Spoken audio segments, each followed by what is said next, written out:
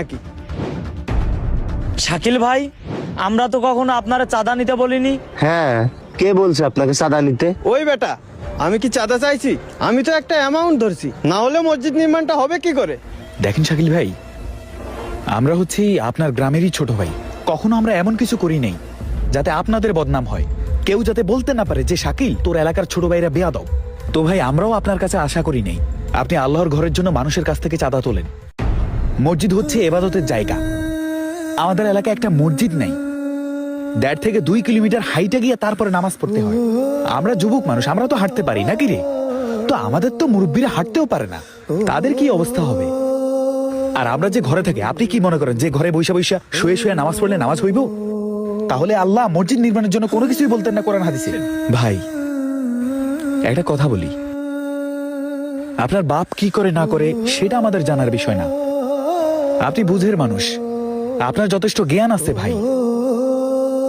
আমরা যদি এই দুনিয়ায় একটা ইট দিয়া হইলেও মসজিদের নির্মাণ কাজে যদি শরিক হতে পারি, আল্লাহ পাক রব্বুল আলামিন, আমি কিন্তু মাসালা জানি না, ধর্মীয় কোনো জ্ঞান আমার ভিতরে নাই। দেখেন ভাই, আপনি কিন্তু টক্কা দিয়ে বলে দিচ্ছেন যে আপনার জায়গা, এই কারণে আপনাকেই সভাপতি দিতে হবে। অথচ দেখেন আমাদের ইসলাম কি বলে, একটা মসজিদ, একটা মাদ্রাসার সভাপতি এমন একটা মানুষকে দেওয়া উচিত যার ভেতরে ধর্মীয় জ্ঞান আছে।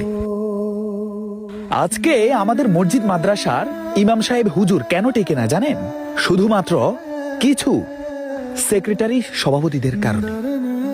এমন এমন মসজিদে সেক্রেটারি সভাপতি দিয়ে রাখছে যাদের ভেতরে ন্যূনতম জ্ঞান নাই, ধর্ম কি জিনিস সেটাই বোঝে না, অথচ বড় বড় কথা বলে। এই কারণে আমাদের মসজিদ মাদ্রাসার ইমাম সাহেবরা টিকে না। ভাই, কিছু মনে করেন না ভাই, আপনি সভাপতি থাকেন, তবে ইসলামকে একটু জানেন, ইসলামকে একটু বোঝেন। শাকিল ভাই, আপনি যেভাবে সবার কাছ থেকে চাঁদা তুলতেছেন এটা ঠিক না। সবারে গিয়া বলবেন যে ভাই আল্লাহর ঘরে নির্মাণ হচ্ছে, আপনার সামর্থ্য অনুযায়ী যে যা দেন তাতেই আলহামদুলিল্লাহ। প্রয়োজনে আমাদের এখন ইট দিয়া মসজিদ নির্মাণ করার দরকার নাই, আমরা বাঁশ দিয়া, বাঁশের বেড়া দিয়া, উপরে টিন দিয়া তারপরে মসজিদ নির্মাণ করবো ভাই। বুঝতে পারছেন?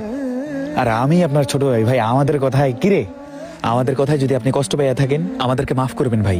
হ ভাই, আমি আপনার ছোট ভাই, আমাদের কোনো ভুল হইলে মাফ করে দিয়েন। দেখো, তোমরা আমারে যেভাবে বুঝাইছো, আসলে এভাবে কেউ আগে আমারে বুঝায় নাই। আমি আমার ভুলটা বুঝতে পারছি। আমি তোমাদের কথা দিচ্ছি, আমার নাকের ডগায় যতদিন নিঃশ্বাস আছে ততদিন আমি নিজেকে ধর্মীয়